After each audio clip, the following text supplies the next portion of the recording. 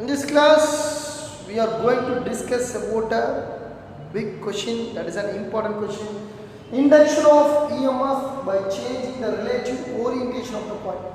There are three methods of inducing EMF. First one by changing the magnetic field, second one the area enclosed by the coil, and the third one is by changing the relative orientation of the coil with respect to magnetic field. Now we are going to discuss. Let us consider a coil, a rectangular coil which contains n number of turns. This is a rectangular coil which contains n number of turns, which is kept inside the magnetic field. Here B vector is acting towards right. For example, here B vector is acting towards right. In this magnetic field, a rectangular coil of n turns is kept fixed. Okay. This coil is now allowed to rotate in an anti-clockwise direction having angular velocity omega whose axis is perpendicular to the field. Now this rectangular coil is rotating. Which direction? Anti-clockwise.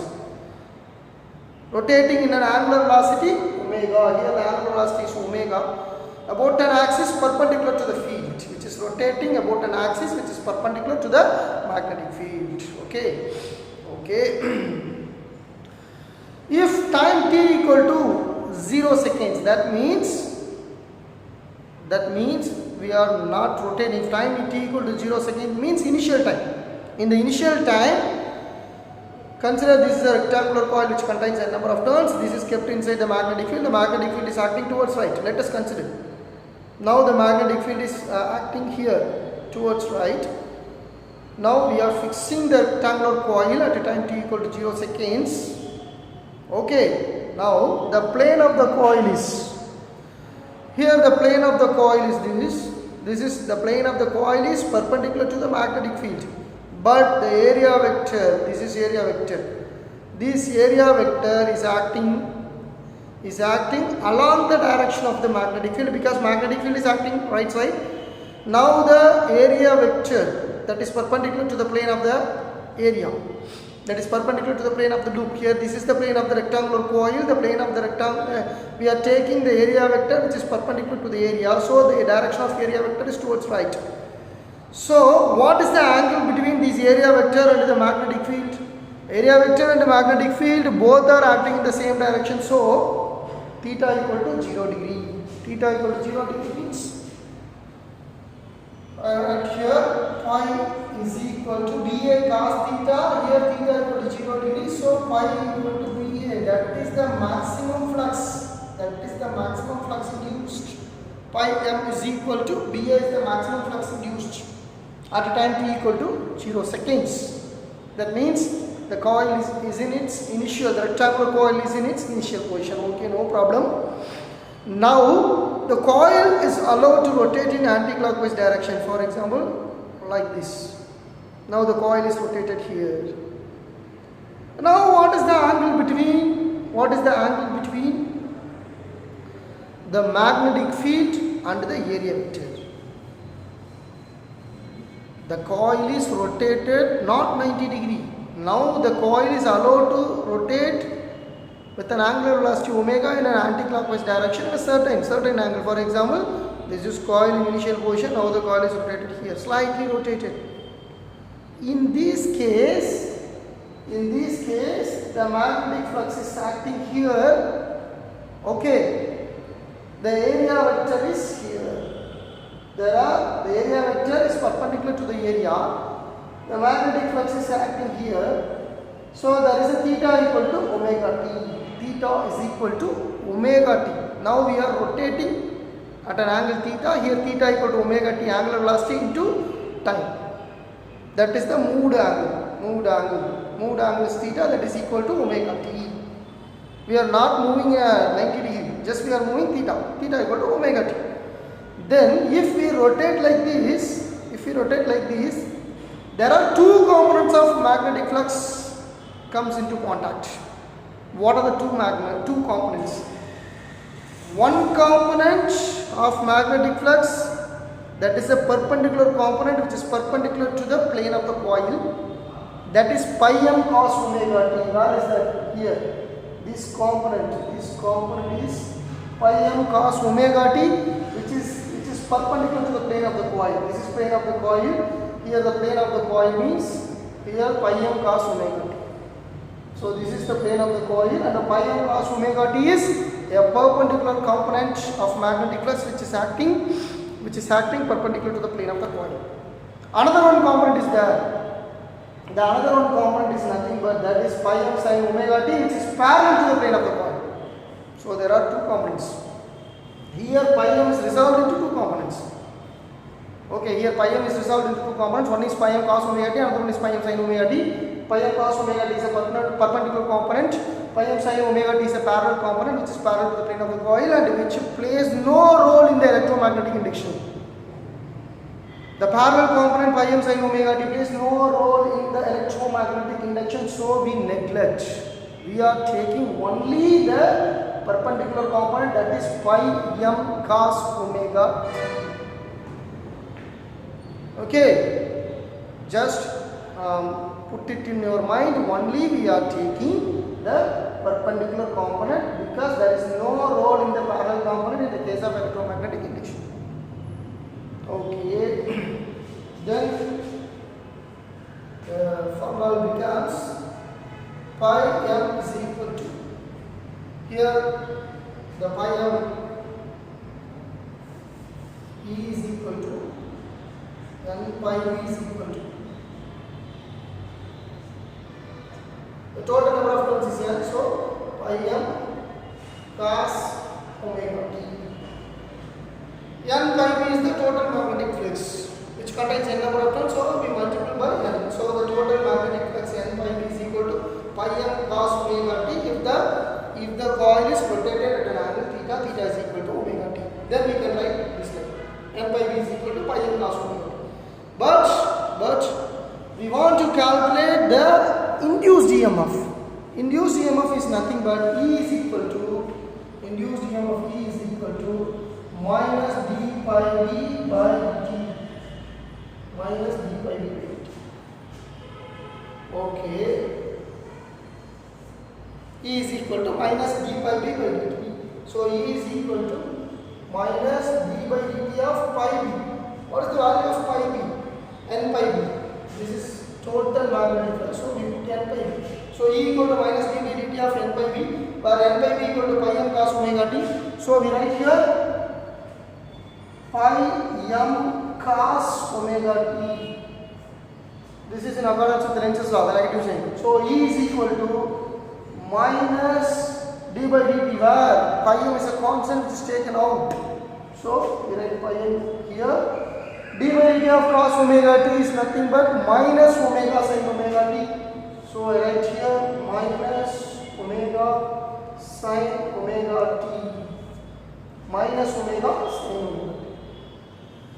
Minus of minus plus, then E is equal to what? Pi m, minus of minus plus, pi m omega sin omega t.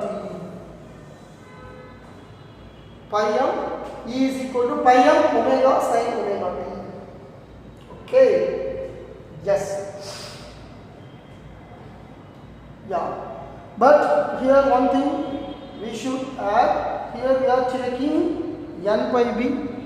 So in the right hand side also we are taking n pi m. So because the total number of terms is multiplied by both sides.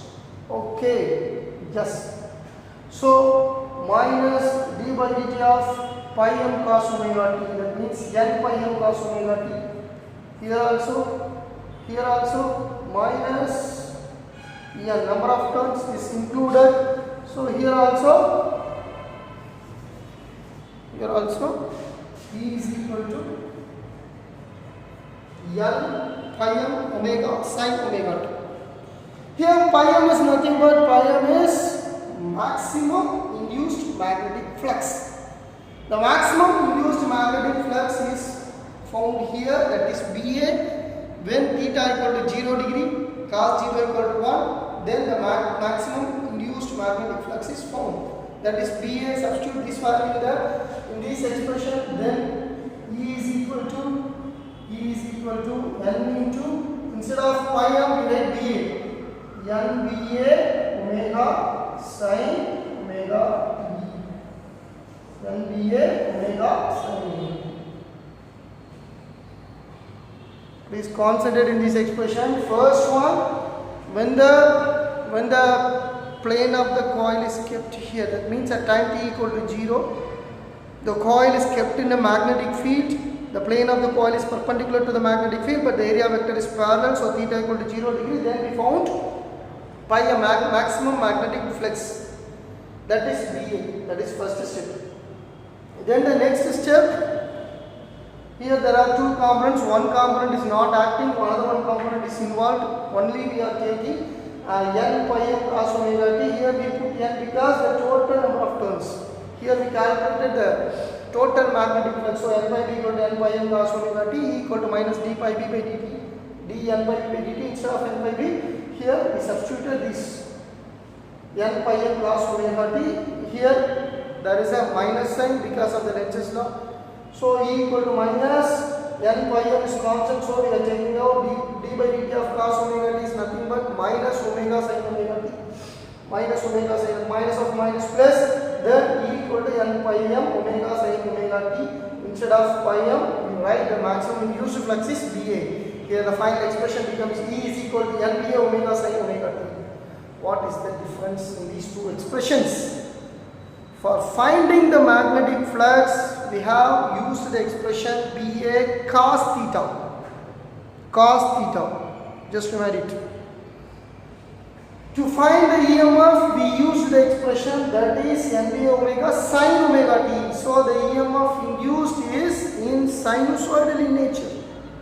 The EMF induced here is sinusoidal in nature. Okay, don't forget. Okay, you will follow.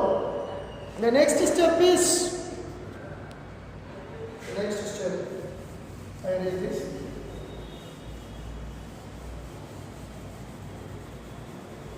What is the next step? If the coil is rotated anti-clockwise, in a direction anti-clockwise to 90 degree. If the coil is rotated 90 degree, then theta equal to omega t equal to 90 degree. Then what will be the induced EMF? The induced EMF E equal to nBA omega sin omega t. Here omega t equal to theta, that will be equal to 90 degree. Sin 90 value 1. So E is equal to nBA omega. That is the maximum induced EMF. That is the maximum induced EMF. Maximum flux is pi m equal to BA. Maximum induced EMF is nothing but EM. That is nBA omega. Substitute this EM in this expression. Then E is equal to this expression becomes what? E equal to. Then instead of nBA omega, we put EM sin omega t. That is the final expression for induced EMF. We substituted here. Instead of nBA omega, you substituted EM in this expression, we get the final expression E equal to EM sin omega t is the final expression, which is most important expression to find the induced EMF when we are changing the relative orientation of the coil. When we keep on changing the relative orientation of the coil, there is a change in the magnetic flux. Due to the change in the magnetic flux, there is an EMF induced. What is the formula? What is the expression to find out the maximum induced EMF? The induced EMF E equal to EM sin omega t, where EM is the maximum induced EMF. If you put the value of omega t, you get the answer. If you substitute omega t is nothing but that is theta. That is the relative orientation. How angle you oriented, how angle you rotated. You write the angle theta, you will get the answer from this expression E equal to EM sin omega t. That is one of the most important expression. So once again, I clear you to find the magnetic flux. Use cos theta, pi equal to BA cos theta. To find the EMF, use E equal to EM sin omega t. Sin theta, don't forget, that is important. Because magnetic flux changes and EMF is induced. So that step, this step is most important because we are differentiating this magnetic flux. Then only EMF will be induced. So while we are differentiating, the cos becomes sin. Okay. Please don't forget, this is one of the most important thing. Then